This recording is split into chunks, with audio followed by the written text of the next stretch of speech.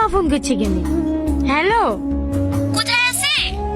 জানো না নাকি স্কুলের রেজাল্ট দিতে এসছি। কদিন যায় রেজাল্ট দিতে? সেদিন গেলি যে? সেদিন পাইনি। ঠিক আছে লাইলি, তাড়াতাড়ি বাড়ি আয়। কেনে? তোর শ্বশুর তোকে নিতে এসছে। নিতে এসে বারণ করে দিবা। আমি তোমাদেরকে বলিনি নাকি আমার ভাত খাবো না? আমি ওসব কিছু বলতে পারবো না, তুই এসে বল। বৌমা কি বলছে বোন? দেখি আমাকে দেন। হ্যালো সালমা, কখন আসবা মা? আমি তোমাকে নিতে এসছি। বাবু বাড়ি চলে এসছে যে। বাড়ি চলে এসে তো আমি কি করবো? আমি আপনার ছেলে ভাত খাবো না। এসব তুমি কি বলছো মা? স্বামী স্ত্রীর মধ্যে একটু ঝামেলা হতেই পারে। টনি কি কিছু বলেছিস তোমাকে? ও আর কোনো দোষ থাকলে বলো, মেরে ঠ্যাং ভেঙে দেবো।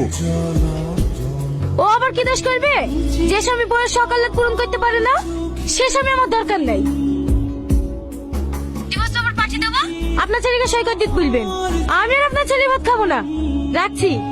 হ্যালো হ্যালো হ্যালো বৌমা, ফোনটা মনে হয় কেটে গেল।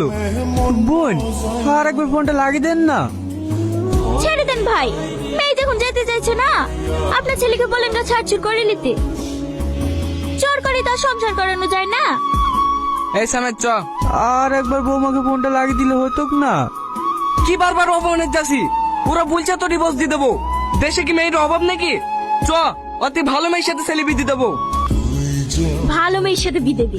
ওই ভিখারি বাড়িতে কেউ মেয়ে দেবে কি দেখা? গলা থেকে কাটাটা নামলো। এই সাথী, সালমা স্কুল থেকে আসলে বলে দিস ডিভোর্স পেপারটা পাঠিয়ে দিতে।